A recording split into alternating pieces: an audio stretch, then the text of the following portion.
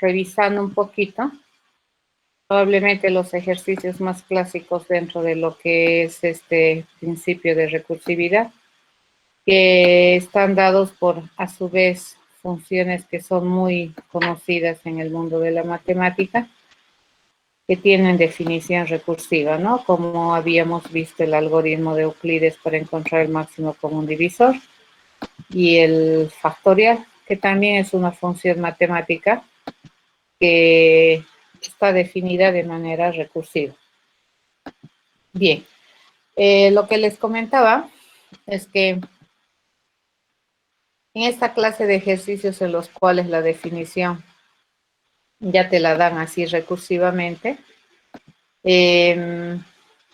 encontrar el programa es sumamente fácil, ¿de acuerdo? Es completamente rápido en términos de desarrollo en la mayoría de los casos. Hay algunos problemas en los cuales vas a necesitar probablemente incursionar un poco más en lo que son las cualidades de tu lenguaje y algunas particularidades para poder llevar con éxito una traducción, le llamaremos, de un proceso recursivo a un programa, ¿no? Ya que se puede ejecutar. En la materia también lo que vamos a hacer es desarrollar o resolver ejercicios por recursividad y probablemente lo que más les va a costar hacer es el diseño, ¿ya? Del proceso recursivo. Bien, habíamos quedado en este que es la definición del factorial, que viene a ser, como les decía, un caso bastante simple dentro de lo que es recursividad. ¿Por qué? Porque la función ya está definida. Y traducirlo al lenguaje de programación es también relativamente sencillo, ¿no? Este es un ejemplo de cómo traducir este pensamiento recursivo o este que está acá en un proceso recursivo. Bien, cuando nosotros hacemos un proceso recursivo, muchas veces decimos, ¿no es cierto?, cuando se tienen variables, que las variables vienen a ser, tienen vida. O sea, las variables se denominan así porque mientras viven, estas pueden cambiar de contenido, ¿ya? Esa es la razón del por qué se llaman variables. Los procesos también tienen tiempo de vida. Cuando se habla, por ejemplo, de parámetros, que en este caso vendría a ser este que tenemos acá, el n, este parámetro también tiene un tiempo de vida.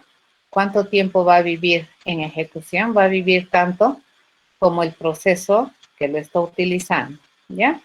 ¿Quién también tiene tiempo de vida? Las variables locales. Fíjense, el factorial en este ámbito es una variable local y su tiempo de vida, su línea de vida empieza acá y va a terminar acá cuando el proceso termine de ejecutarse. Entonces, ¿qué es lo que estamos diciendo? Que los procesos, fíjense, cuando nosotros vamos a ir a ejecutar, cuando un proceso se ejecuta, estos procesos tienen tiempo de vida, ¿ya? Entonces, estos procesos utilizan, ¿de acuerdo? Usan recursos de la computadora. ¿Cuándo esto sucede? Cuando se ejecuta. ¿Ya? Eso es bien importante. ¿Y cómo usa los recursos de la computadora? ¿Cómo es que te das cuenta qué es lo que vas a usar o cuánto vas a usar? Entonces, tu computadora, con ayuda del sistema operativo y de sus procesos para que te permiten ejecutar, compilar sus máquinas ejecutadoras, entonces le van a asignar un espacio, fíjense, le va a asignar a cada ejecución de un proceso, le va a asignar un espacio local de memoria.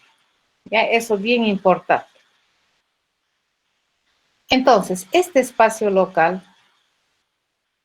va a ser, como su nombre dice, el lugar donde nosotros vamos a definir, declarar y definir estas dos variables, sobre todo estas que son parámetros del proceso y estas que son sus variables locales, ¿de acuerdo? Y también en el proceso, fíjense, el proceso va a utilizar de este espacio local, o sea, ¿dónde va a buscar los recursos para trabajar? En el espacio local, ¿ya? Entonces, una vez que se ejecute este proceso, la ejecución de este proceso me va a generar, esto estamos hablando en tiempo de ejecución, ¿de acuerdo? Entonces, cuando se invoque, cuando se ejecute este proceso, se le asigna un espacio local, ¿ya? Entonces, por definición, un proceso va a tener, ¿qué habíamos dicho? Vida, ¿correcto? Entonces, un proceso tiene un tiempo de vida. ¿Y de qué depende el tiempo de vida? O sea, cuando empieza el proceso a vivir, empieza a vivir ni bien tú lo invocas, ¿correcto? Entonces, tú invocas un proceso, un método, entonces ahí empieza su línea de vida. Fíjense, ahí empieza a vivir. Y va a vivir tanto tiempo como sea necesario este proceso, ¿ya? Entonces, ¿cuánto tiempo vive este proceso? Vive tanto tiempo como le tome hacer el conjunto de instrucciones que está definida en su implementación. Entonces, acá, ¿qué otra cosa nosotros vamos a tomar harto en cuenta? El número de instrucciones que este proceso que tú estás queriendo ejecutar tiene, ¿de acuerdo? Eso es muy importante en términos de programación. Se dice que cuando el número de instrucciones se han ejecutado en su completitud, entonces este proceso es el momento en el que va a morir. Entonces todo proceso también muere. ¿Qué significa? Que no necesariamente este proceso va a estar ocupando espacios de memoria en la máquina, mi proceso, a menos que realmente lo requiramos. ¿De acuerdo? Eso es lo que va a ocurrir. Entonces, ¿qué cosas importantes hay que saber? Es que mientras está viviendo este proceso, entonces este proceso tiene su propio espacio, ya tiene su ámbito. ¿De acuerdo? Esto es. Exacto, tanto como se lo use, bueno, el usar vendría a ser equivalente a esto. Cuando tú usas un proceso, lo estás invocando. A esto se llama usar. ¿Ya? Esto vendría a ser un uso de un proceso. ¿Ya? Entonces, ¿cuánto vive el proceso? Tanto como le tome resolver la tarea para la cual ha sido concebida. ¿Ya? ¿Cuándo se usa? Se dice que se está usando un proceso cuando nosotros lo invocamos, ¿ya? Entonces, va a vivir tanto tiempo como le tome ejecutar el conjunto de instrucciones que tiene en su implementación. Esto en tiempo de ejecución, ¿ya? Obviamente, a ver, dependiendo de cómo son tus parámetros, estos parámetros también van a vivir tanto tiempo como el proceso que lo usa. En este caso, si lo usa el factorial, este parámetro, ni bien el proceso termine, también muere, correcto, entre comillas, ¿no es cierto? Muere, tiene tiempo de vida. Esta variable local factorial también, su ámbito de vida, su ámbito de acción de este factorial es solamente este espacio, correcto, que se va a utilizar efectivamente cuando se ejecute el proceso. ¿De acuerdo? Entonces a eso se llama ámbito. Nosotros usualmente cuando hacemos un constructor, ¿no es cierto? Y nos vemos en la necesidad de utilizar el operador de ámbito dis, ¿correcto? ¿Por qué hacemos eso? Para desambiguar, ¿correcto? Cuando yo le digo dis n igual n, ¿por qué hacemos esto? Porque probablemente si le decimos así n a secas, cuando hacemos referencia a n, estamos haciendo referencia al n dentro del ámbito del constructor, ¿ya? Entonces, cada vez que digas n, probablemente estás haciendo referencia a la variable local que hay en ese proceso. Y si nosotros quisiéramos cambiar de ámbito, entonces quisiéramos ir a un ámbito mayor, como por ejemplo es el objeto, que es lo que utilizamos this, ¿ya? Esa es la razón. Entonces, por esa razón, estos eventualmente no tiene ningún conflicto al tiempo de nominar, porque el n atributo tiene otro ámbito y el n parámetro variable local tiene otro ámbito, ¿ya? Los dos se pueden usar, pero tienes que saber cómo utilizar ambos para que te genere los resultados que uno espera. Muy bien, entonces, ¿qué estamos aprendiendo? Que todo proceso tiene tiempo de vida, ¿ya? Y repito, a ver, un proceso vive en tiempo de ejecución. ¿Y cuándo vive? Cuando se lo usa o cuando se lo invoca. ¿Cuánto tiempo vive? Tanto como le tome ejecutar el conjunto de instrucciones que tiene su implementación, ¿ya?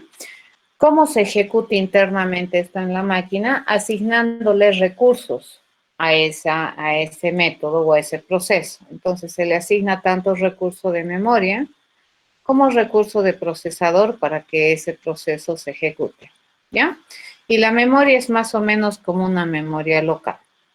A ver, acá lo que vamos a hacer, esto es, siempre ha habido una discusión más o menos acá de decidir, ¿no? ¿Qué es una instrucción? ¿Qué no es una instrucción? Entonces, acá, a ver, nosotros vamos a agarrar y vamos a identificar dentro de lo que es este proceso, ¿cuántos pasos se tiene que hacer para que este proceso factorial se termine? ¿Ya? Entonces, si identificamos todos los pasos, podríamos decir que es el primer paso, ¿no es cierto? Ni bien empieza la ejecución. Ahora sí, vamos a hacer un simulacro de máquina ejecutora, ya no de compilador, porque vamos a intentar ejecutar esto. Entonces, esta sería una primera instrucción. Fíjense, esta, la tripla, if then else, todo esto. Esto vendría a ser un segundo paso en la ejecución. Y el tercer paso en la ejecución, ¿quién vendría a ser? Esta instrucción normativa que es el return, ¿ya? Entonces, tranquilamente podemos decir que este proceso se compone de 3 instrucciones que están, fíjense, secuenciadas lógicamente. Primero esta, luego esta y luego esta. Nosotros sabemos que esta instrucción, el if then else, es una instrucción, es una estructura de control, ¿correcto? No lee de arriba abajo y no lee todo. Va a leer dependiendo de la semántica operacional. Entonces, cuando nosotros hagamos uso del proceso factorial de 3, esto ya es usar el proceso, ¿no es cierto? ¿Qué es lo que estamos haciendo? Estamos solicitando la ejecución de este proceso. Y queremos saber cuál es el resultado. Entonces, inmediatamente se hace esta llamada, se va a abrir un espacio local de memoria, ¿de acuerdo? Entonces, lo primero que se hace es reservar espacio para su parámetro local, formal del proceso, ¿ya? Y ni bien termina la declaración, lo siguiente que hace es asignarle, ¿ya? Hace el famoso, fíjense, paso de parámetro a la variable que es n, ¿ya? N es el parámetro formal, 3 es el argumento que me están enviando. Entonces, ni bien ejecuta la cabecera, lee la cabecera, entonces en ese momento también se hace este famoso proceso que se llama el proceso del paso de parámetros, ¿de acuerdo? Entonces, este 3 se va a establecer como dato de n. Entonces, en este transparencia, si ustedes observan, n viene a ser la primera variable que está dentro de este ámbito de ejecución. ¿Que dónde se encuentra? En la cabecera del método, ¿correcto? Y por esa razón este recibe un nombre especial.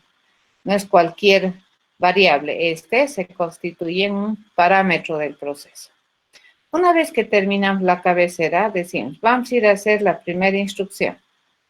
La primera instrucción es una declaración. Y resultado de esa declaración, ¿qué es lo que vamos a hacer? Vamos a reservar un espacio físico de memoria, al cual lo vamos a nominar a partir de ahora como factorial.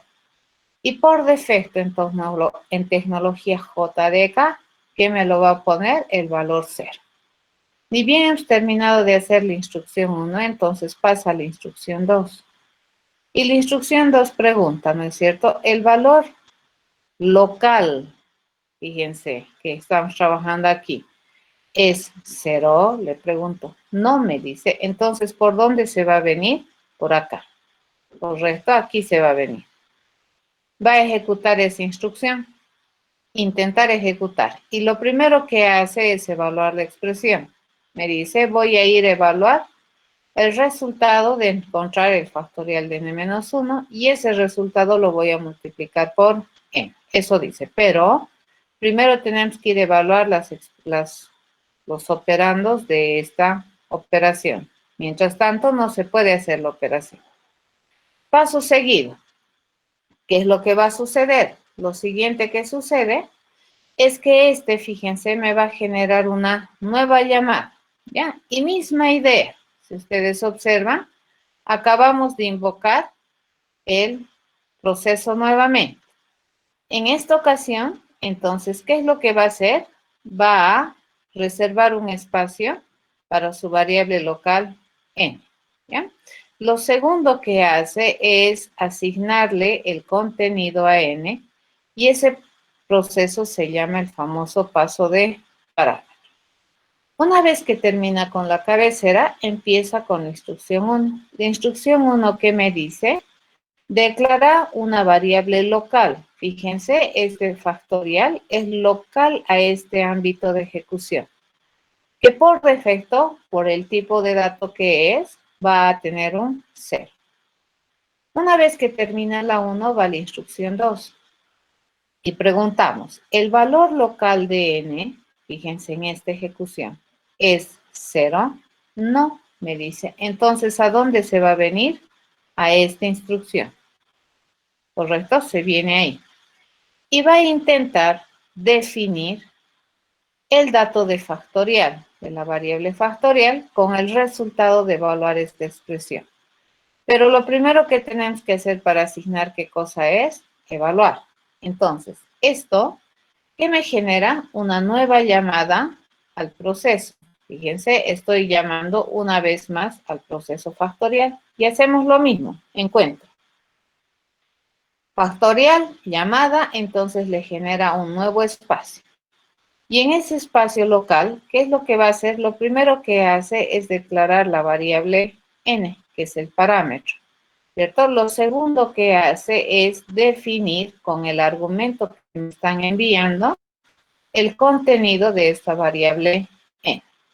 Si bien termina cabecera, va al paso 1, que es este, ¿ya? Y me dice, declara la variable factorial en este ámbito. Y en este ámbito factorial, por defecto, ¿cuánto va a tener? 0. Termina el primer instrucción. ¿Y a dónde se va a ir? Se va a ir a la segunda instrucción, ¿cierto? La segunda instrucción que me dice, bueno, agarraremos el valor local de n, que es 1. ¿Será que es 0? No me dice. Entonces, fíjense por dónde se va a venir. Se va a venir por acá, ¿ya? Entonces, intenta definir el contenido de factorial, pero para ello, al igual que en las anteriores ocasiones, ¿qué es lo primero que tenemos que hacer? Evaluar esta expresión. Y para evaluar esa expresión, ¿qué es lo que se requiere? Lo que se requiere primero es calcular este valor, ¿no? Entonces, ¿esto qué me genera? Fíjense, esto me genera una otra llamada al proceso y hacemos lo mismo, ¿ya? Se está llamando al factorial. Entonces, ¿qué hace? Lo primero que va a hacer, le van a asignar un espacio local. Y lo primero que hace es reservar espacio para n. Lo siguiente que hace es definir ese argumento 0 como el valor del parámetro n. Una vez termina la cabecera, entonces lo siguiente que va a hacer es ir a ejecutar el cuerpo de este proceso y siempre empieza por la primera instrucción, ¿cierto? La primera instrucción dice, en el espacio local de esta llamada, declara una variable cuyo nombre es factorial. Por defecto, ¿cuánto le va a poner? 0. Ha terminado la 1, sí, dice. Se va a ir a la instrucción 2. En la instrucción 2, agarra el valor local de esta llamada y pregunta, es 0, sí me dice. Entonces, fíjense, ¿por dónde va a venir esa ejecución? Por acá. Entonces, ejecuta esa instrucción y le dice, asignale 1 a factorial. Listo. Una vez que he terminado de hacer esta instrucción, por semántica operacional, ¿a dónde me vengo? Acá. Correcto, estamos acá. ¿Sí? Y lo siguiente que hace es la instrucción 3. Fíjense, va a ejecutar la instrucción 3. Evalúa factorial. Entonces evaluamos factorial y que me genera un 1 como retorno, ¿cierto? Un 1 es la evaluación. Y ni bien hacemos eso, fíjense, ese 1 va a retornar a donde me llamaron. ¿De dónde llamaron a este proceso? De acá. A ese mismo lugar va a retornar, ¿de acuerdo? Y va a retornar ya con un valor. Fíjense cuál va a ser el valor, 1. Y ni bien eso sucede, este espacio local muere. Fíjense, acaba de morir el método fact con la llamada 0 con argumento. ¿De acuerdo? Esta llamada acaba de morir. Este espacio ya no existe más. Entonces, ¿dónde volvemos? Fíjense, volvemos a esta instrucción. Estuvimos aquí. Esto ya sabemos calcular. Esto me acaba de enviar mi factorial, ¿cierto? Que es 1. Entonces terminamos la ejecución. Y para terminar la ejecución, te dice, agarra el valor local de n. ¿Cuánto es el valor local de n? Eso es 1. Entonces estamos acá. ¿Ya? Y calcula, te dice, ¿no es cierto? Entonces, ¿cuánto sería el resultado? El resultado sería 1. Por lo tanto, el factorial, fíjense, ya se asigna. Este ya se hizo, ¿correcto? Entonces, este paso acaba de terminar de hacerse dentro de lo que es la llamada. Ese ya no está. Acabamos de pasar. Y lo siguiente que vamos a hacer es venir a ejecutar esta parte. Vamos a borrar este. Vamos a borrar este y esto más borrar. ¿De acuerdo? Entonces, ¿dónde se va a venir? Va a venir aquí. ¿Correcto? Return factorial. Agarra, evalúa lo que tiene el factorial. Es 1 y lo va a devolver a donde lo llama. Ahí va a devolver. Ok, seguimos esto. Entonces, este que me devuelve 1. Segundo proceso que acaba de morir. ¿Correcto? Acaba de morir el factorial. ¿Qué proceso? Factorial con argumento 1. ¿Ya? Entonces acá, fíjense, vuelve, ¿no es cierto? Vuelve al hilo. ¿Y a qué instrucción va a regresar? Acá. Acá estaba mi hilo rojo. Entonces, aquí ya me ha devuelto mi verde, ya me ha devuelto su resultado. Entonces, ¿qué es lo único que me toca hacer? Me toca completar esa instrucción. Agarramos el valor local de n y lo multiplicamos por el resultado. ¿Y eso cuánto me daría? Eso me va a dar 2. ¿Correcto? Ni bien hacemos eso, fíjense, este proceso verde o el proceso este rojo que tenemos aquí, ese va a terminar, ¿ya? ¿Y a dónde se va a venir? Acá, la instrucción return. El return va a agarrar y va a evaluar el contenido que tiene factorial, que es 2, y eso lo va a devolver al lugar de donde llamaron, de donde se hizo la llamada. Ni bien sucede eso, este espacio local de ejecución muere, o la llamada, o que es lo mismo decir, ¿no es cierto? ¿No es cierto? El proceso factorial para el argumento 2 acaba de morir. Y ahora, ¿dónde volvemos? A nuestro ámbito negro nuevamente.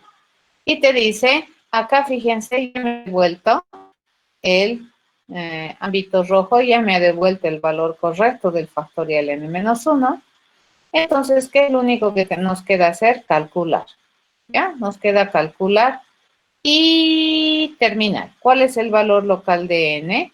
Es 3. ¿Eso por qué vamos a multiplicar? Por 2. Y cuando nosotros multipliquemos, ¿cuál es el resultado? Eso se va a poner en factorial. Una vez que terminamos esto, fíjense, ya no entra aquí, se sale de aquí. Y continuamos. ¿A dónde tiene que venirse? Al return. ¿Ya? Ahí se viene y me dice, agarra el contenido de factorial, que es este, y devolverlo a donde me llamaron. Por lo tanto, el resultado es 6. Ni bien sucede eso, este proceso termina, ¿correcto? A eso se llama vida y muerte de un proceso, ¿ya? Entonces, fíjense, terminamos de hacer eso, este proceso también, o este espacio local de ejecución también termina, ¿correcto? Así funciona. ¿Alguna consulta, jóvenes?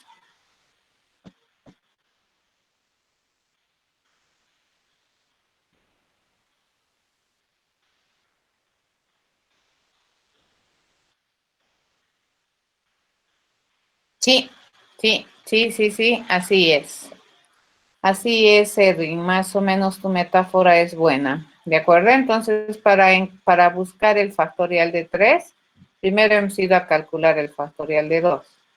Para calcular el factorial de 2, hemos ido a calcular el factorial de 1.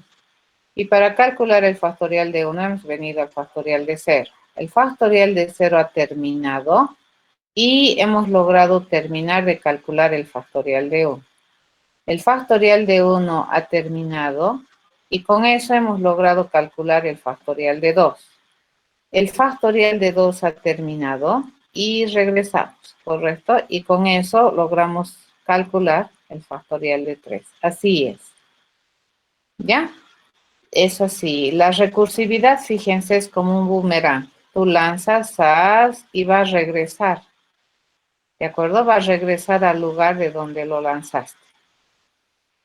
Bien, eso es. Entonces, esto que acabamos de hacer, lo que tú has observado, Edwin, fíjense, del 3 al 2, del 2 al 1, del 1 al 0. A eso que se llama progresar, ¿no es cierto? Esa es la famosa regla del progreso. La idea es que siempre intentes llegar a esta situación sencilla para poder resolver el problema. ¿Ya? Entonces, el armado de la solución total se hace básicamente multiplicando la operación que nos permite encontrar el resultado final, es la multiplicación de un valor particular con un problema de la misma naturaleza a menor escala ya resuelto. ¿Alguna otra duda?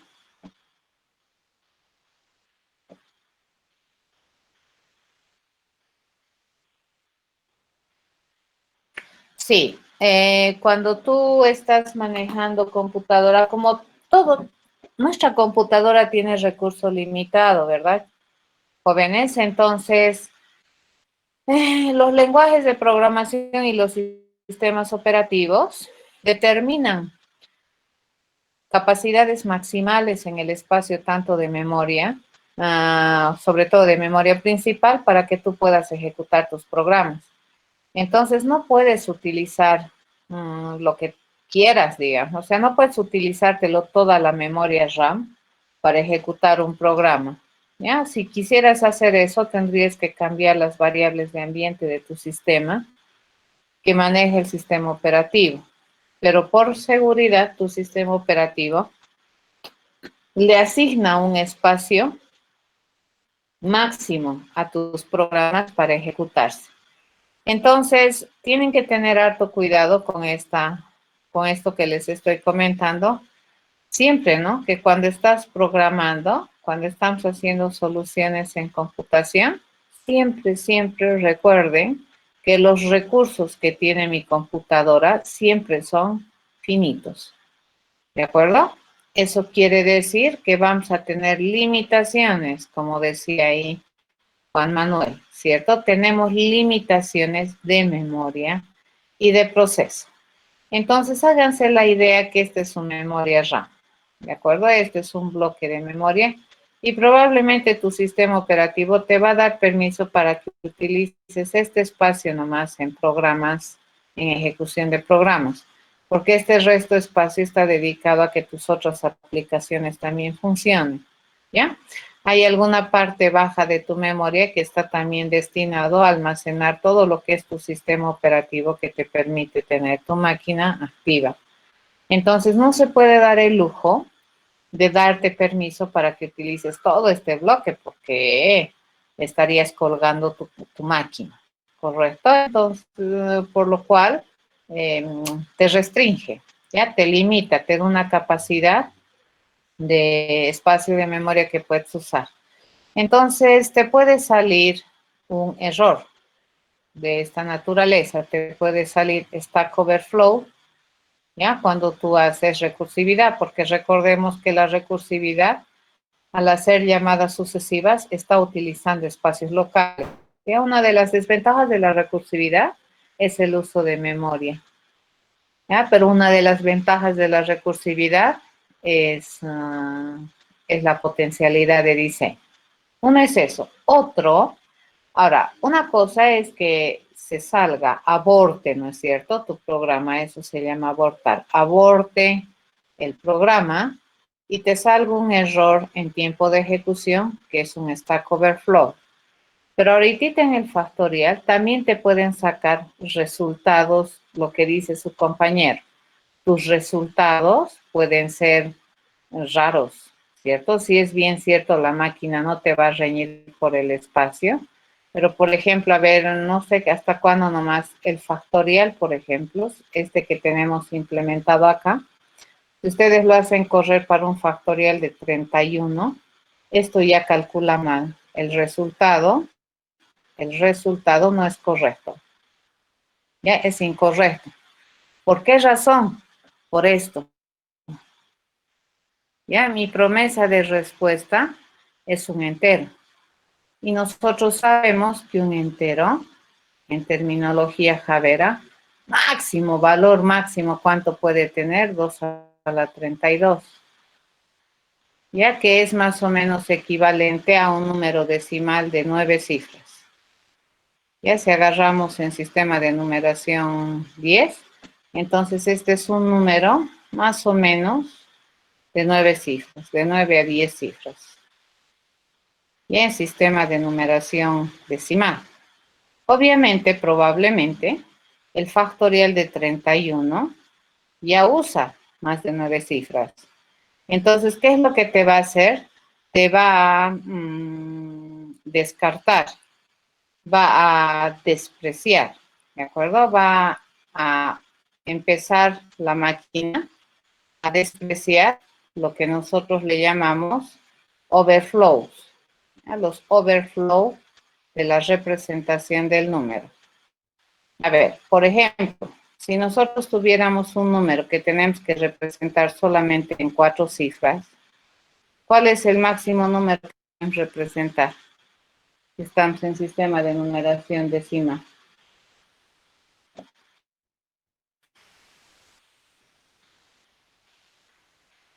¿Cuál es el valor mayor? Es, ¿cierto? Entonces, por ejemplo, si estamos en 4 bits o dígitos, ¿cuánto podemos representar? Esto, ¿no es cierto? Eso y eso. Pero si a esto yo le sumo más 1, fíjense, bien inocente, ¿no es cierto? Agarramos y le digo a ella, inocentemente vamos a sumarle un unito a este, ¿ya? Le sumamos más 1, ¿correcto? Y el resultado, ¿qué va a ser? 0, 0, 0, 0, 1. Pero como tu capacidad está solamente para 4, entonces tu resultado, ¿qué va a ser? 0. Este 1 que tienen acá, este 1, acaba de despreciarlo. Este es un overflow ya para la representación. Entonces, eso es lo que probablemente está sucediendo, Juan, con esta implementación del factorial. Si bien es cierto, no te saca este error, ¿ya? Pero el resultado no te resulta coherente, entonces es posible que el tipo de dato que estamos utilizando es un tipo demasiado de capacidad pequeña para lo que se supone iría a calcular el factorial de 31. Entonces, esto es lo que está haciendo tu máquina. Fíjate, estos desbordes los está ignorando y se está quedando solamente con esta parte. Y obviamente te va a generar resultados malos. Eso tiene que ver con las capacidades de representación. ¿Comprendido?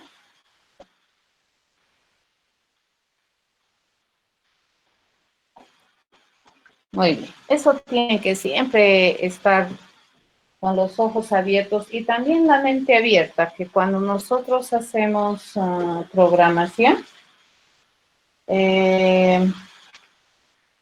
nuestra intención es que nuestro programa o que nuestro procedimiento tenga un alcance, digamos, a nivel de datos interesante, ¿no es cierto? Eso es lo que nosotros quisiéramos. Pero tenemos que estar conscientes que la computadora tiene bastantes limitaciones, ¿ya? Y una de ellas es la memoria. Entonces, no se vayan a sorprender. Dos tipos de cosas les pueden salir. Pero probablemente, que me acabas de mencionar, este problema, Juan, probablemente ni te avise la máquina, ¿ya? No, para los enteros tiene la misma cantidad en C++.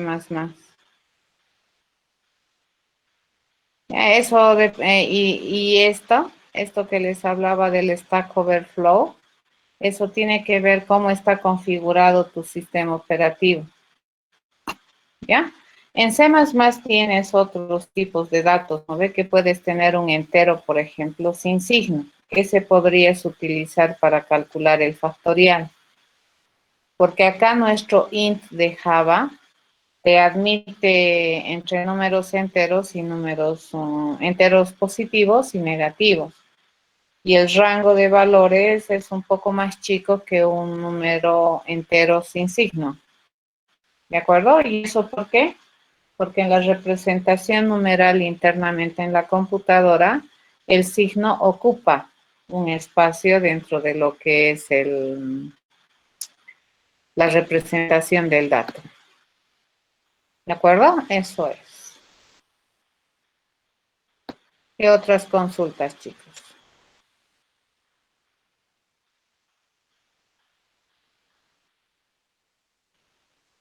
Sí, podemos usarlo, pero si digamos hemos resuelto el problema del 31, el long nos va a sacar un error para otro valor ya también. ¿De acuerdo? ¿A qué me refiero? O sea, por muy grande que utilices el dato, digamos long, igual va a llegar un momento en que probablemente el factorial de 100 ya no va a calcular bien. ¿De acuerdo? Entonces, para calcular para cualquier valor, probablemente ni un long nos bastaría. Entonces, probablemente tendríamos que utilizar cadenas para representar el número y hacer la multiplicación a nivel de cadenas, o sea, hacer un algoritmo propio de multiplicación. ¿De acuerdo? Pero hay que estar conscientes que cuando tú resuelves algo computacionalmente, a diferencia de lo que tú puedes pensar en tu cabeza, ¿no es cierto? Que esta solución evidentemente es una solución correcta cuando un ser humano la ejecuta. Tardona puede ser, pero correcta, ¿ya? Pero cuando tenemos en una computadora, esta solución es correcta, pero tiene límites, ¿ya? Tiene alcances. La solución está limitada, podríamos decir, por las características de la máquina, ¿ya? Y los recursos de memoria limitados que tiene la máquina. Eso siempre hay que ponernos a pensar. Eso también les explico a los chicos dentro de la programa. Cuando nosotros hablamos de números, en nuestra cabeza y en nuestro imaginario, no tenemos límites cuando te dicen números. Para vos es ilimitado. Pero cuando ya estamos tratando de hablar en computación, el tamaño de los números o los valores de los números sí empieza a tomar una relevancia muy importante. Es como lo que les decía, ¿no es cierto? La primera clase que habíamos visto, no es lo mismo, o sea, sumar A más B puede ser un problema sumamente sencillo, ¿correcto? Si es que, fíjense, A y B, yo le digo, si es que estos están menores, hasta inclusive iguales, digamos, a 2 elevado a la 32, sumar A más B básicamente es A más B, ¿ya? Pero si A, B ya pertenecen, digamos, al rango. Fíjense, yo le digo, pueden estar entre 1, inclusive, y 10 a la 1000. Entonces ahí esta forma de resolver el problema, esto ya no es verdad que funciona computacionalmente hablando, ¿verdad? Correcto, porque no hay ningún tipo de dato que agarre este valor. ¿Ya? Esa clase de cositas les va a suceder cuando hagan funcionar. Entonces, su pensamiento, lógicamente, su diseño es correcto, pero obviamente por las limitaciones de la computadora, algunas veces te van a sacar errores incorrectos. Y no es porque la computadora hace mal, sino porque es su forma en cómo está diseñada y es porque tiene recursos limitados.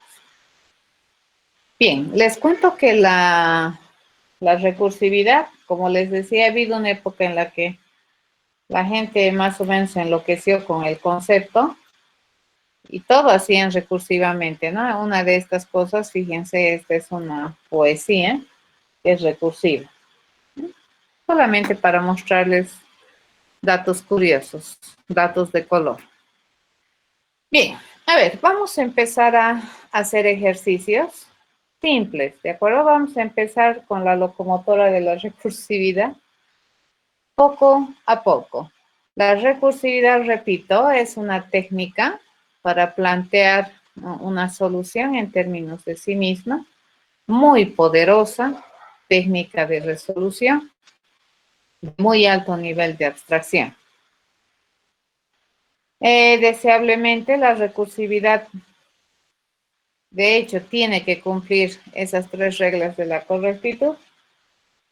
Y de pronto la más importante es la regla del diseño, en la cual tú aseguras la correctitud de un diseño recursivo, ¿no es cierto? Bajo la suposición de que la llamada al proceso recursivo es correcta, ¿no? Les había comentado también, para poder dar soporte a esta regla del diseño, vamos a apoyarnos en 2 instrumentos matemáticos que me van a permitir asegurar la correctitud de mi diseño. Uno de ellos es la inducción y el otro de ellos es la deducción. Parecen similares en su concepto, pero tienen algunas leves diferencias de aplicación, ¿ya? Entonces, a ver, vamos a empezar con la primera, que es la deducción, para intentar diseñar procesos recursivos que resuelvan alguna tarea particular. Esa figurita, a esto se le denomina un fractal.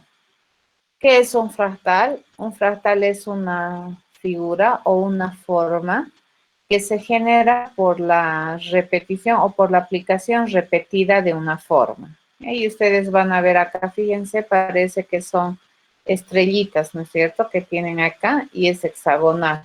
Y siempre, a medida que nosotros hiciéramos crecer esto, sigue manteniéndose la forma, pero las estrellitas se van haciendo más tupiditas y la forma empieza a tomar una forma mucho más finita. A eso se le denomina fractal. Y un ejemplo es este copo de nieve que te dice que se forma de manera simétrica en 6 lados. Fíjense, cada lado es igual. Podríamos decir que el lado empieza aquí, ¿ya? Empezaría por acá y empieza aquí y termina aquí. Fíjense, eso vendría a ser un lado, ¿ya? Y si replicamos estos 6 veces y los unimos, fíjense, vamos a tener algo similar a un copo de nieve. La tarea en esta ocasión es tratar de encontrar cómo se forma esa partecita, ese lado. Ya vamos a intentar decidir entonces cuántas líneas se necesitan para poder construir un lado dentro de lo que es ese famoso copo de nieve. Entonces, cuando no hacemos cuando tenemos un nivel muy plano, fíjense más o menos mi copo de nieve, en el peor de los casos se miraría así, ¿no es cierto? Como un hexágono. Tazas. Ese sería mi copo de nieve en la forma más abstracta. Entonces, cada lado, ¿cómo estaría? Estaría compuesto básicamente de una línea. ¿Ya? Te dice, pero si nosotros entramos a un nivel de detalle que ya tenga, digamos, uno, entonces, ¿qué es lo que vamos a hacer? Lo que vamos a hacer es agarrar estas dos, esta línea que tenemos aquí, y la vamos a subir acá. ¿De acuerdo? Esta es ejecución. Entonces ya se genera un pico. Por lo tanto, fíjense acá ya que vendría a ser, ya vendría a ser algo más interesante, ¿no es cierto? Pico aquí, pico aquí, pico aquí, así. ¿De acuerdo? Así más o menos sería ese ladito. Estamos analizando solo un lado. Pero si entráramos a un nivel de detalle, fíjense, a un nivel más, entonces toda línea que miras, fíjense, se va a generar un pico. Ya esa es la forma. A esta línea que hacíamos, la dividíamos, le generábamos un pico. Entonces acá hay una línea, por lo tanto pico. ¿Correcto? Esta línea en que se va a transformar en una línea con pico. ¿Ya? Esta línea en que se va a transformar en una línea con pico. Y esta línea que se va a transformar en una línea con pico. Si nosotros quisiéramos ver la ejecución a un nivel de detalle 3, fíjense, empieza ya a mostrarse interesantemente. Línea, pico, ¿correcto? Línea y pico, ¿ya? Línea y pico. Si nosotros hacemos esta aplicación sucesiva de esta regla de dibujo, le llamaremos, vamos a obtener cosas así. Observen que estamos solamente en un nivel de detalle 3 y la forma ya ha tomado una apariencia muy, muy interesante y finita. Imagina si empiezas con la 4, entonces aquí línea, pico, pico, pico y así, ¿no es cierto? Entonces la pregunta es, ¿cuántas líneas nosotros necesitaríamos para producir un lado de nuestro copo de nieve a un nivel de detalle n? Por ejemplo, si yo quiero un nivel de detalle 0, ¿cuántas líneas necesito? 1. Si yo tengo a nivel de detalle 1, ¿cuántas líneas necesito por lado? 4, ¿correcto? 1 línea, 2 líneas, 3 líneas, 4 líneas. ¿Ya? Si necesitamos a nivel de detalle 2, ¿cuántas líneas necesito?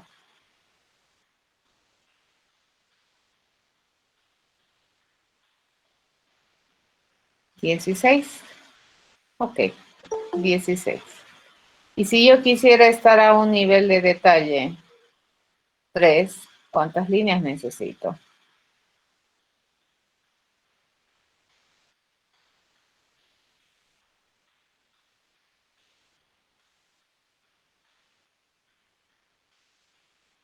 32.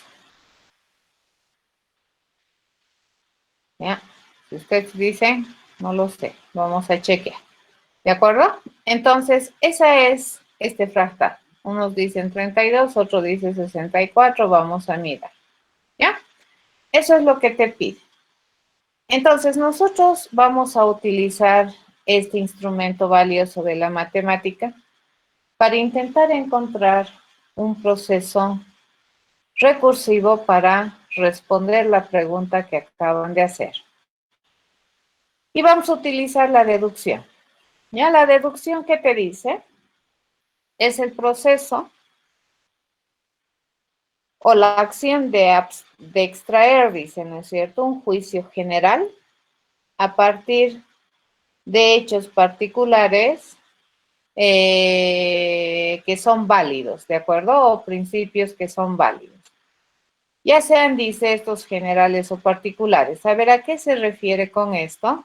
Que tú puedes definir algunos hechos en términos de una variable, digamos, que está especificada, o pueden ser hechos usualmente en deducción, fíjense, son hechos en situaciones bien particulares. Y lo que vamos a intentar es, a partir de la particularidad, entonces hacer una generalización. ¿Ya? Esto se hace con la deducción. Y esto probablemente ustedes han utilizado muchísimo para resolver series, qué sé yo, ¿ya? Entonces, en este caso, no me interesa, fíjense, encontrar una fórmula. Me interesa encontrar un proceso recursivo, ¿correcto? Entonces vamos a hacer esto. Lo primero que hay que hacer es ponerle nombre a nuestro problema. En este caso, ¿qué le vamos a nominar a nuestro problema? COP. ¿Ya? Entonces le digo, COP a un nivel de detalle 0 requiere una línea. COP a un nivel de detalle 1 requiere 4 líneas. COP a un nivel de detalle 2 requiere 16 líneas. COP a nivel de detalle 3 requiere 64 líneas. La pregunta es, ¿cuántas líneas se requiere para poder hacer un copo de nivel de detalle N? Es la pregunta, ¿ya? Entonces aquí vamos a hacer facilito, ¿de acuerdo? Está bien, Oliver. Vamos a agarrar deducción y la operación más sencilla que nosotros conocemos, ¿cuál es? Es la suma. Entonces, fíjense, es dato conocido, ¿ya? Esto para nosotros es dato conocido. Antes de una realización o ejecución cero, no tenemos mayores datos. Entonces, podríamos decir que es la base sobre la cual vamos a razonar, ¿ya? ¿Qué me han dado también como datos conocidos? ¿Cómo se calcula copo 1? ¿Cómo se calcula copo 2? ¿Y cómo se calcula copo 3? Sobre la base de esa información vamos a intentar hacer regla de deducción, ¿ya? Entonces le digo, nosotros sabemos que el copo en ejecución 1 es 4. A ver, vamos a intentar escribir este 4 en términos de un dato ya conocido. Para poder resolver copo 4 o copo 1, ¿qué tenemos como dato? El 1, ¿ya? ¿Qué podemos dar como hecho? Que ya sabemos resolver esto, ¿ya? Eso ya está resuelto, no tenemos que preocuparnos. Entonces, sobre la base de esa información, yo podría intentar definir cómo se encuentra 4, dado que conozco 1 y dado que sé resolver copo 1. Entonces, voy a utilizar este resultado parcial para poder explicar el 4. En este caso, entonces, ¿cómo hacemos? 3 más 1. Esa es una opción y la otra opción es 4 por 1. ¿Correcto? Hay dos opciones. Ya, hay más de una opción, muchísimas más. Se puede encontrar más de una forma de relacionar, no hay una sola. Y hacemos lo mismo acá, fíjense. Acá, ¿qué tenemos como dato? 2. ¿Y qué podemos utilizar como hecho conocido? Que ya sabemos calcular copo 0 y copo 1. Entonces, sabemos además como dato que esto es 16. Entonces, 16 lo transformamos en una otra representación basada en la suma, y esto sería 12 más 4. ¿Por qué más 4? Fíjense, porque estoy tratando de utilizar este conocimiento previo. Lo mismo aquí, ¿por qué más 1? Porque estoy queriendo utilizar ese conocimiento previo. O la otra es 4 por 4, me dice. ¿Ya? Esto vendría a ser, fíjense, nuevamente, acá estoy utilizando el 1. ¿Ya? Y acá yo estoy utilizando el 4. ¿Correcto? Hacemos lo mismo acá. Para el copo 3, ¿qué tenemos como dato? Obviamente el 3. ¿Y qué podemos asumir que ya conocemos o ya se sabe resolver de manera correcta? El copo 2, copo 1 y copo 0. Entonces agarremos el 64 y lo traduzcamos a su versión en suma. Y esto sería 48 más 16. ¿Por qué 16? Repito, porque estamos queriendo utilizar conocimiento previo. Y la otra opción es 4 por 16. ¿Cierto? ¿Cuál es más fácil? Parece que este es más fácil. ¿Cierto?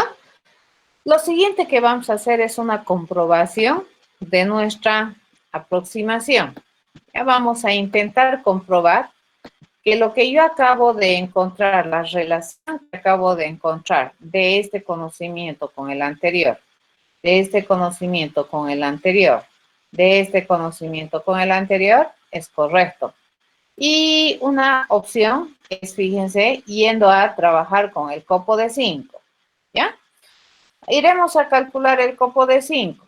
Si aquí se supone que hay 64, solamente vamos a calcular uno de estos, ¿ya? Si aquí hay 64 lineecitas, entonces por esta, ¿cuántas va a haber? Por esta van a haber 4, ¿no es cierto? 4 por esta. ¿Sí? Por cada una de estas líneas, ¿cuántas va a haber? 4 por aquí, ¿ya? Por esta, ¿cuántas vamos a tener? Por esta también vamos a tener 4. Por esta vamos a tener 4. Fíjense, en este rumbito que nosotros tenemos, que es similar a este, ¿ya? Por cada uno de estos, ¿cuántas líneas vamos a tener? Aquí hemos dicho 4, aquí hemos dicho 4, aquí 4 y aquí 4. 16, ¿ya? ¿Cuántas de estas fracciones tenemos de esta naturaleza aquí? 1, 2, 3, 4, 5, 6, 7, 8, 9, 10, 11, 12, 13, 14, 15, 16. Entonces dice, cada una de esas fracciones es 16 y cada una en cuántas se va a partir. Se va a partir en 4 por 4 por 4, 16. ¿De acuerdo? Esa sería la cantidad de lineecitas que se necesitaría para una copo de nivel 4. ¿Ya? Por la norma. ¿Sí? Entonces, 16 por 16, pues no sabemos cuánto es. ¿Cuánto es 16 por 16? 256. Gracias. Entonces dice 256. Nos venimos aquí. Al parecer dice copo de 4. A ver, copo de 4. Debería ser 256. ¿Ya? Y esto se podría representar como 4 por 64. ¿Eso sale 256?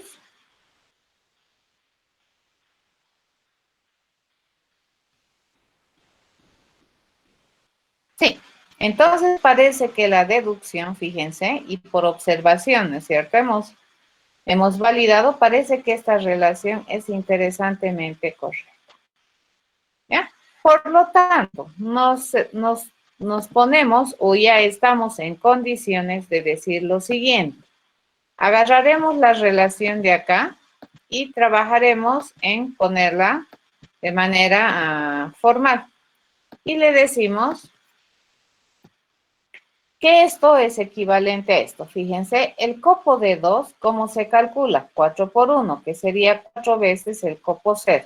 ¿Ya? Entonces, copo 0 estamos utilizando en vez de 1.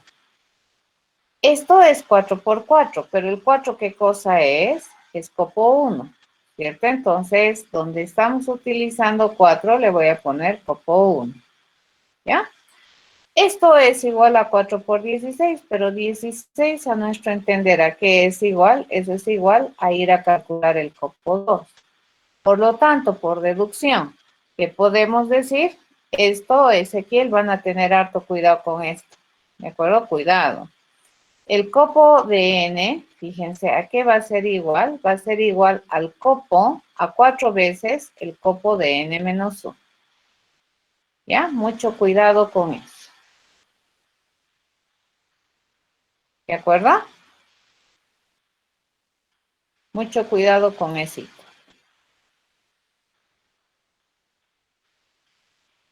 ¿Está bien? Acabamos de encontrar recursividad. Fíjense, para calcular los copos, yo necesito saber calcular los copos. ¿Cierto? Acabo de hacer eso. ¿Ya?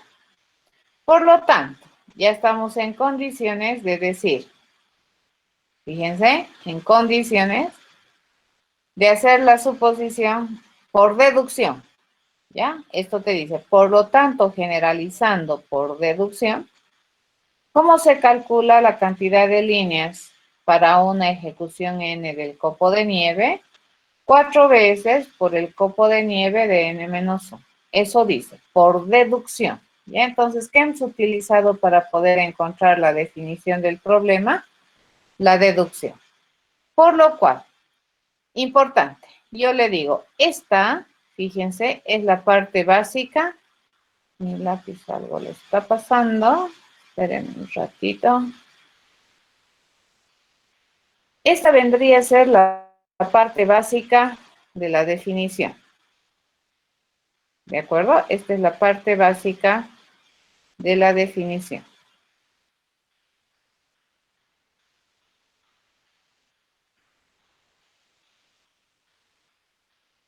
Sí, sí, se puede.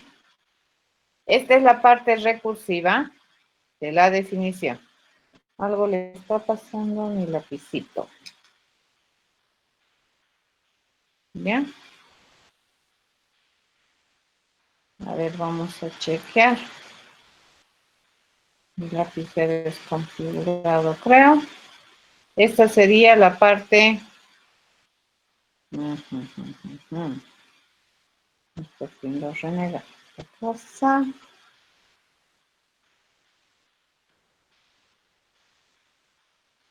Esta sería la parte recursiva, ¿cierto? De la definición. ¿Ya? Parte recursiva de la definición. ¿De acuerdo? Esta sería la parte básica. ¿Ya? Condiciones de contexto, ¿cuáles serían, chicos?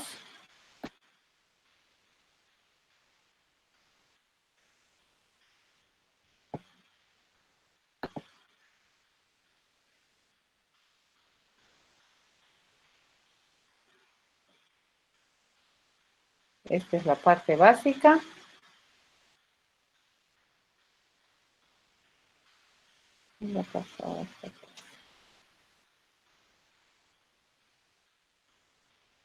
Ya, enteros positivos mayores a 0. Sí, tienes razón.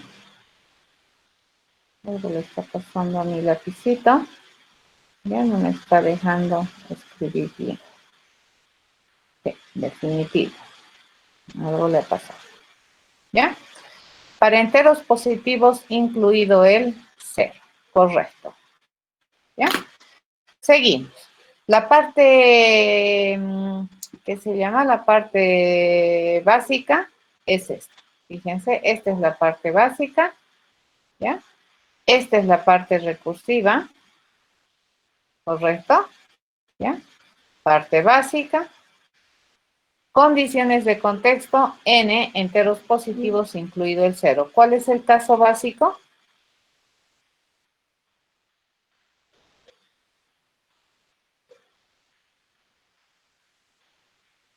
¿Cuál es el caso básico? Exacto, el caso básico es 0. ¿Ya? Ese es el caso básico. Entonces, cualquier valor mayor a 0 no es básico, ¿cierto? Es complicado. Y la parte básica es todito esto. ¿Ya? Esta es la parte sencilla, ¿cierto? Esta es la opción sencilla. Aún esto, fíjense, es complicado, porque para calcular este se utiliza copo cero, ¿ya? Hemos hecho división, hemos subdividido el problema. Y para calcular copo n, estamos utilizando un subproblema del mismo problema, que se llama copo n menos 1, ¿cierto? Ok, continuamos. A ver, estos son los famosos triángulos de Sierpinski, que te dicen lo siguiente, ¿ya? Si nosotros observamos en una primera ejecución el triángulo de Sierpinski, este es un interno. Dice que puedes observar un triángulo, ¿cierto? Pero si vas a una ejecución 1 del triángulo de Sierpinski, puedes observar 4 triángulos, ¿ya? Si vas a una ejecución 2, puedes observar 13 triángulos. La pregunta es, dice, encuentra un proceso recursivo que me permita encontrar la cantidad de triángulos que tiene el triángulo de Sierpinski para una ejecución enésima. ¿Qué me están pidiendo entonces calcular? Bueno, lo primero le daremos nombre, ¿ya? Este es el triángulo de Sierpinski. Ya le decimos triángulo.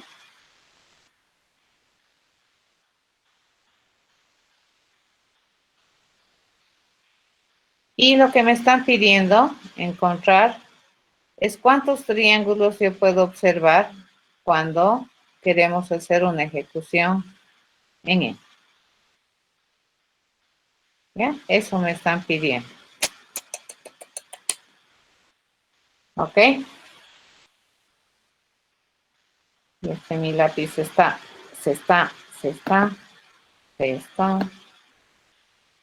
enloqueciendo mi lápiz. ¿De acuerdo? Entonces, ¿qué queremos? ¿Cuántos triángulos se observan en una ejecución de N? A ver, y hagan deducción.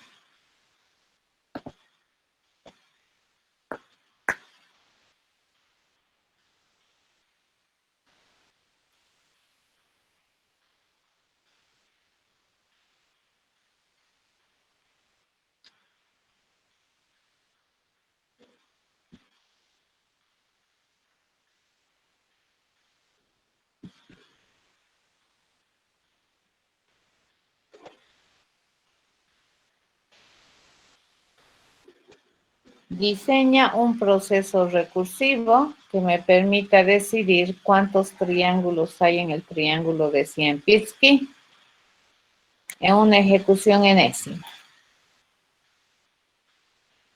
No quiero fórmula, quiero proceso recursivo.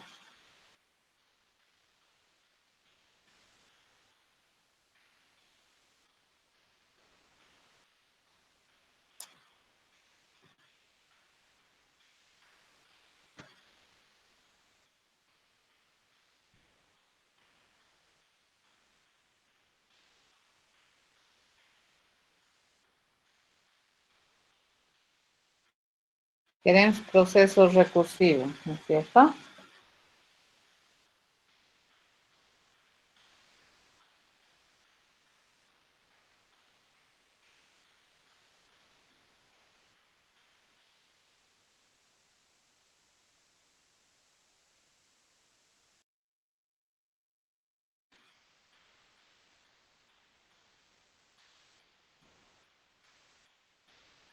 Dice, a ver, vamos a resonar.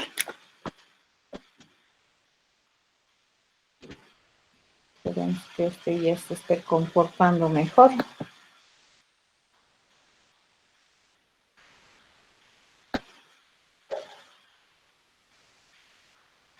Vale, creo que es la reacción de la máquina. La máquina está saturada. Muy bien. Tu compañero dice el triángulo de Sierpinski. El triángulo para un tamaño de entrada n.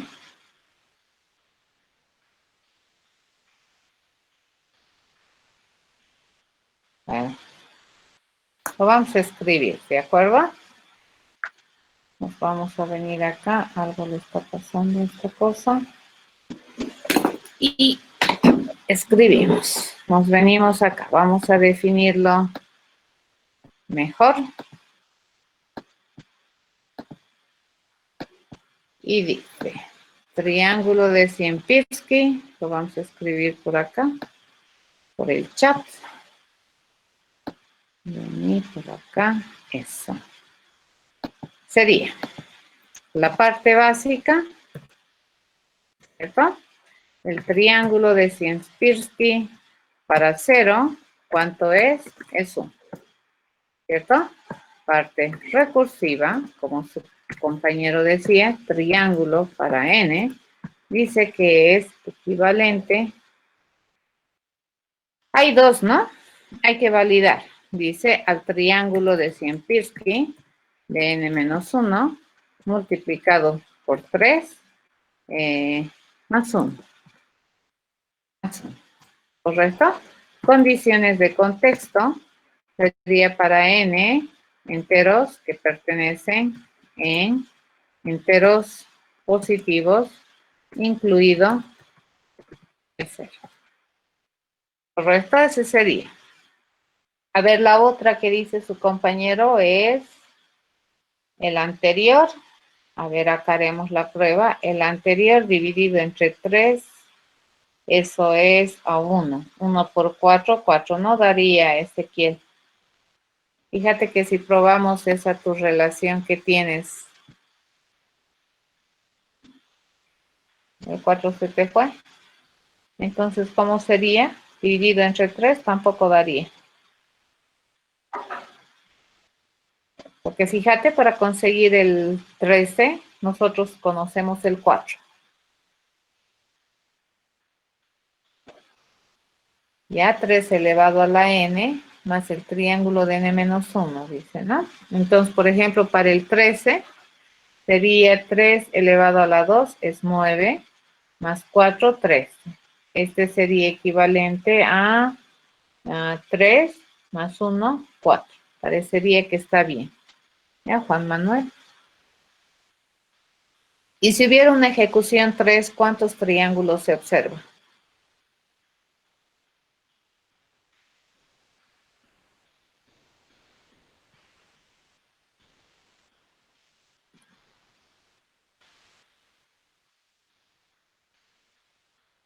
Porque aquí tendríamos que probar, ¿no es cierto? Que cuánto se hace para una ejecución 3. 40, dice su compañero.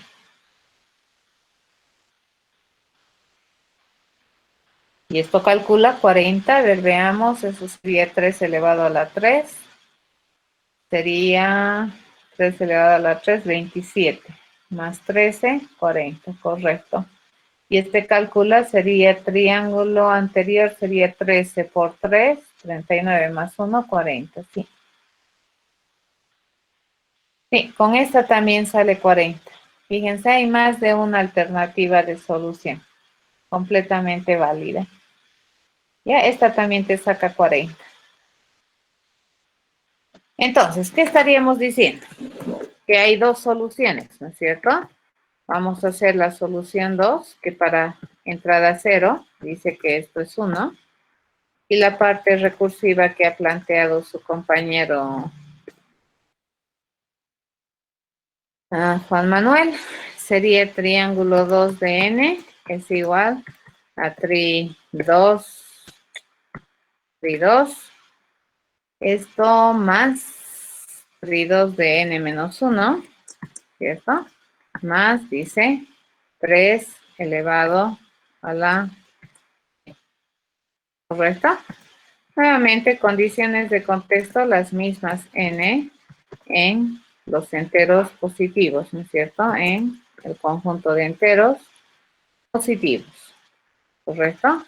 Incluido el cero. ¿Bien? Dos. Ahora puede haber otra tercera relación. Pero ¿qué es lo que hemos hecho con la deducción? Hemos utilizado ese instrumento para diseñar una solución recursiva. ¿Y cómo es que hemos hecho? Haciendo uso de conocimiento previo. ¿Ya? Poner, por ejemplo, han puesto el 13, dado que ya saben calcular el 4. Lo mismo, ¿no ve? Sí. Vamos a calcular el 4, dado que ya sabemos calcular 1. ¿No? Entonces, luego que hemos hecho eso, si para calcular el 13 hemos utilizado este conocimiento, entonces este ya no decimos 4, porque lo reemplazamos por el proceso que resulta de resolver el triángulo de 4. ¿De acuerdo? ¿Alguna pregunta?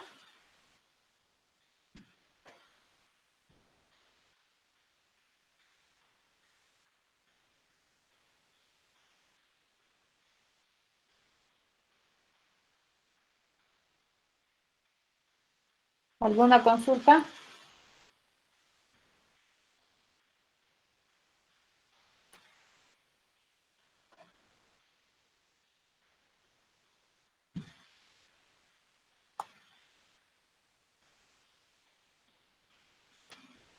Muy bien. Entonces, con esto estaríamos concluyendo la clase de hoy, jóvenes.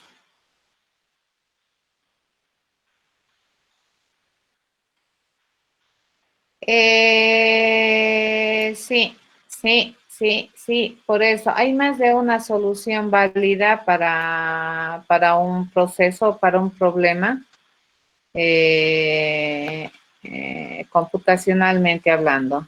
Es por eso muy fácil encontrar copias, ¿de acuerdo? Cada uno de ustedes puede haber pensado en soluciones diferentes y todas ellas estar correctas. Eso por el momento no lo vamos a analizar, Nicolás. La gente que estudia ingeniería informática se va a ver de nuevo conmigo de aquí a 2 semestres y eso es contenido de la materia de algoritmos avanzados para saber cuál es mejor.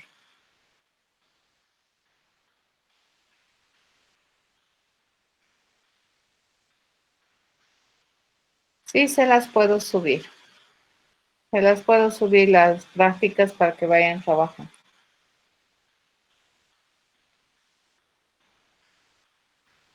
Y todo lo que vean así que tiene que ver con fractales, formación de patrones, porque esta es formación de patrones, ¿se dan cuenta? Esto es patrón repetitivo nomás. Siempre se puede definir con recursividad. Es aplicación repetitiva de patrón. Y esto que tienen ahí en su pantalla es un fractal también. Y hay hartos de Sierpinski, ¿no? Tiene las alfombras, tiene los triángulos, los cuadrados. Bien. Muy bien, jóvenes, nos estamos encontrando el día jueves.